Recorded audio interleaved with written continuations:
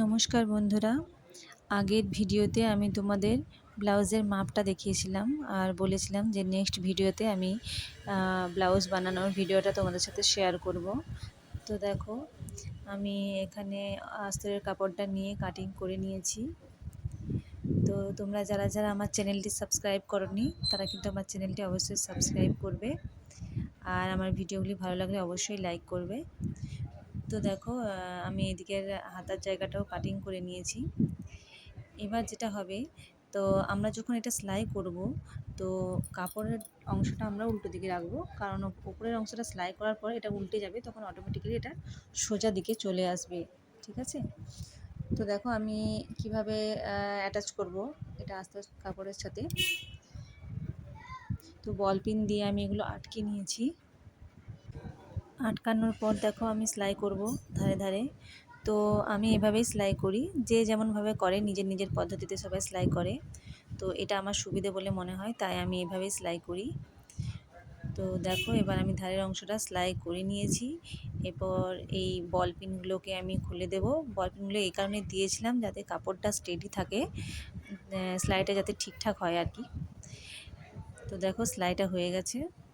এবার আমি ধারের যে অংশগুলো আছে এগুলো একটু করে ছোট ছোট কাটিং করব। আসলে কাটিং না করলে কাপড়টা ঠিকমতো ওল্টানো যাবে না, আর দেখতে খুবই আনইভেন লাগবে। তো আমি দেখো ছোট ছোট কাটিং করে নিচ্ছি, তোমরাও এইভাবেই করবে। তোমরা কিন্তু আমার চ্যানেলটি অবশ্যই সাবস্ক্রাইব করবে আরও এরকম অনেক নতুন নতুন ভিডিও দেখার জন্য। তো দেখো এবার কাটিং করা হয়ে গেছে, আমি কাপড়টা আস্তে আস্তে উল্টে নিচ্ছি। দেখো উল্টানো হয়ে গেছে। এবার যেটা করতে হবে সেটা হলো, আবার আমি বল পিন দিয়ে আটকে নেব, আর যাতে কাপড়টা স্টেডি থাকে আর ঠিকমতো সেলাইটা হয়। তো তোমরা চাইলে নাও দিতে পারো নিজেদের ইচ্ছা মতো। দেখো হয়ে গেছে। এবার ধারে ধারে একটা করে উপরে চাপ সেলাই দেব।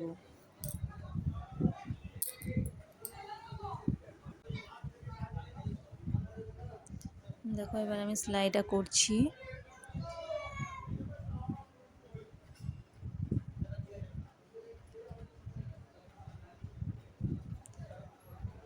দেখো সেলাই হয়ে গেছে। তো এবার বল পিনগুলো আমি একটা একটা করে খুলে নেব।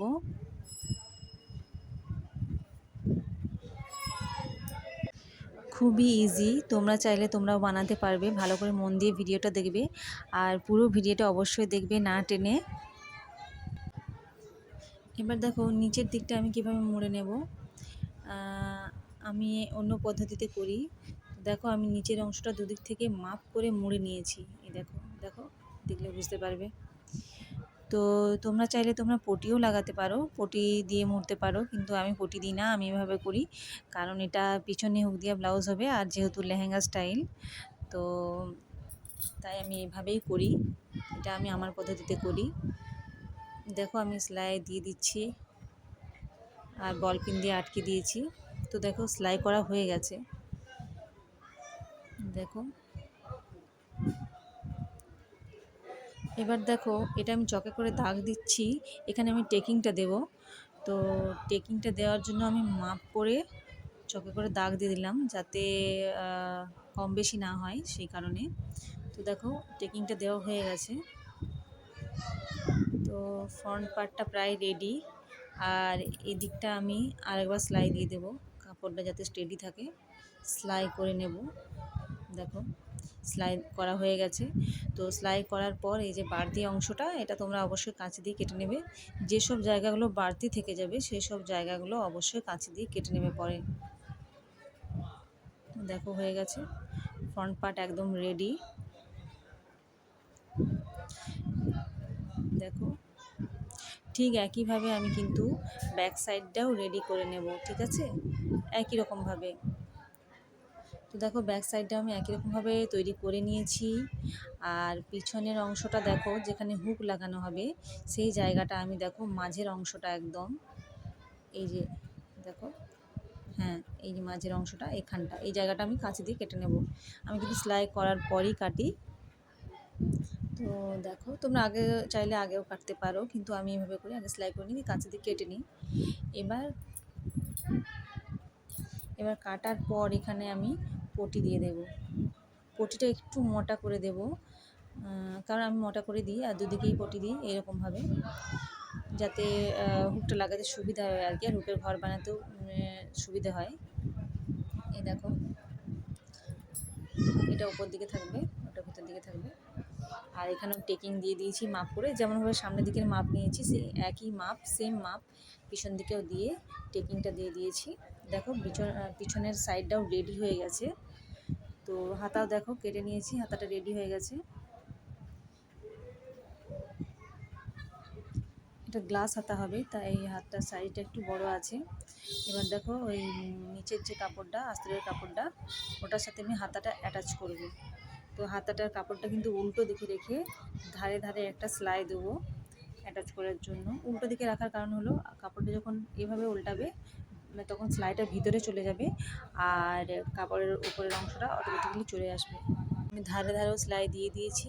এবার বাড়তি কাপড়টা আমি কাঁচি দিয়ে কেটে নিয়েছি। দেখো হাতাটাও রেডি, একই রকমভাবে আমি আরেকটা হাতাও রেডি করে নেব। দেখো কাঁধের অংশটা আমি বল পিন দিয়ে আটকে দিয়েছি, কারণ কাঁধের অংশটা অ্যাটাচ করতে হবে। তো এবার আমি ওখানে সেলাই দেব। তোমরা কিন্তু পুরো ভিডিওটি ভালো করে দেখবে, লক্ষ্য করো। এই দেখো সেলাই করা হয়ে গেছে, দেখতেই পাচ্ছ, তো প্রায় রেডি একদম। এবার এখানটা আমি হাতাটা অ্যাটাচ করব। হাতার ঠিক মাঝের অংশটা একদম সেলাইয়ের কাছে আনবে, তো উল্টো দিকে রাখবে। উল্টো দিকে রেখে হাতাটা উল্টো দিকে রেখে সেলাই করবে। এই দেখো সেলাই করা হয়ে গেছে, দুদিকটাই সেলাই করা হয়ে গেছে, আমি রেডি করে নিয়েছি। এবার যেটা হলো সেটা হচ্ছে ধারের অংশটা মুড়ে নিয়েছি। এই দেখো ব্লাউজটা প্রায় কমপ্লিট হয়ে গেছে, কিন্তু দড়িটা এই দেখো দড়িটাও লাগানো হয়ে গেছে। তো আমার ভিডিওটি ভালো লাগলে অবশ্যই লাইক করবে। টাটা।